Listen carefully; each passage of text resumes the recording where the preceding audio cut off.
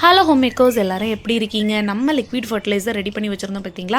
அது என்ன அளவு கொடுக்கணும்னு கேட்டிருந்தீங்க. அளவெல்லாம் பெருசாக இல்லை, நம்ம செடிக்கு தகுந்த மாதிரியும் தொட்டிக்கு தகுந்த மாதிரியும் கொஞ்சம் கொஞ்சமாக விட்டுக்கலாம். நான் இந்த சின்ன மக்குக்கு ஒரு அரை மக் இல்லை 3/4 மக் தான் ஊற்றுவேன்.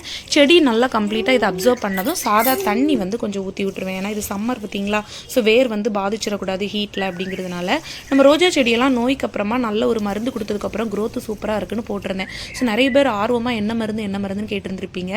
நான் உங்களுக்கு எல்லாமே ப்ரீவியஸ் வீடியோவில் மென்ஷன் பண்ணியிருக்கேன் வீடியோட அப்படின்னு சொல்லியிருந்தேன். சில பேர் கண்டிப்பாக பார்த்துருப்பீங்க, செடி வளர்க்குறதுல உண்மையிலேயே இன்ட்ரெஸ்ட்டாக இருக்கிறவங்க பார்த்துருப்பீங்க.